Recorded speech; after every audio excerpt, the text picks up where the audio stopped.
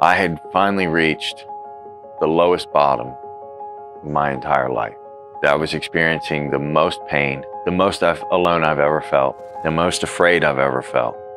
And I couldn't do anything to change any of my external circumstances.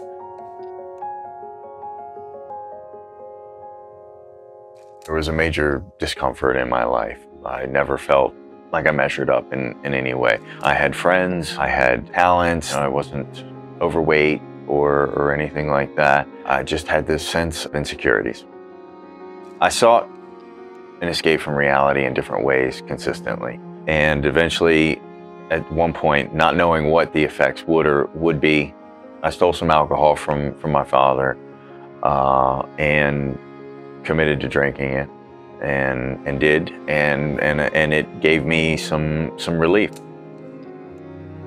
I got into a habit of stealing alcohol from stores and cigarettes and things like that. And I started smoking cigarettes and drinking.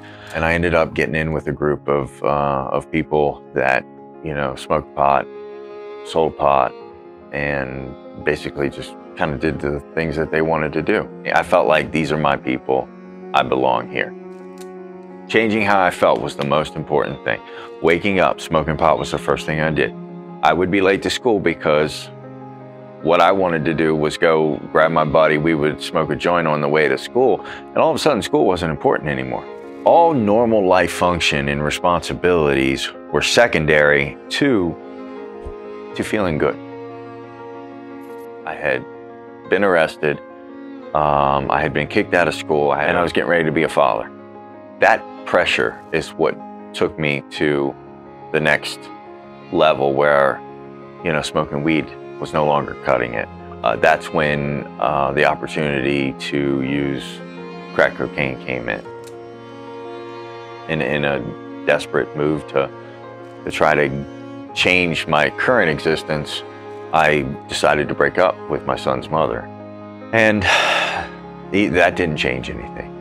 There were so many times that I would make major changes, whether they were geographical, whether they were a rededication of my life to Christ at church, or this or that or the other, in hopes that that moment would be the moment that goes, okay, hey, finally I'm good. It's different now, so now I'll have the motivation to set things down. But it always led back to the same thing. There were many times over the course of 25 years that I would commit to going to rehab. I would say the amount of times that I've been, because I went to places multiple times, was about 15. Eventually, I got to a point where I realized that rehabs weren't helping me anymore. Nobody understands why somebody wouldn't stop. And there's really not a great explanation for it. It just is what it is. There are solutions, and eventually that's what I came to. I had to go through a lot of pain for a long time before I got to the place that I am now. From November of 2019 to January 23rd, I wrecked 2 cars, got a DUI, had a major fight with my wife in front of my children. Was just as bad as I had ever been. My current wife left, took the kids, and it reminded me of being in the same situation that I had been in 15 years ago, or whatever it was, from my first wife. I continued to use for another couple of months. That time frame, the relationship between my mother and I had gotten really bad, and throughout my entire life, she'd never really given up hope on me. This time, I could tell she was just flat out done and disgusted. Everybody I knew wasn't talking to me anymore. I had finally reached the lowest bottom of my entire life, and I couldn't do anything to change any of my external circumstances. The only thing I could do was get involved with a group of people who were like me, who were willing to accept me and love me, and that's what I did. Zoe has been a huge part of my recovery. There were times where I needed to be there and share what was going on, and hear them say, even if things aren't going to be all right, they're going to be all right. To talk about scriptures, to talk about the love of Jesus. Unashamed, and boldly.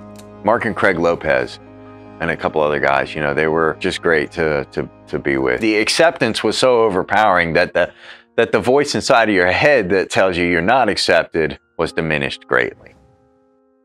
I'm here, I'm 18 months clean, but don't let that fool you into believing that things are hunky-dory. You know, I still have days, I still have weeks, but I have solutions today. I have community that I can surround myself with. I have many resources, so being one of them. My solution is no longer drugs and alcohol, but it is better, and it does get better. I thought that I would never get to the point where I'm at now, but I have. It doesn't matter how many times you've tried and failed, there's still hope. Hey, my name's Chris, and I'm finally experiencing freedom.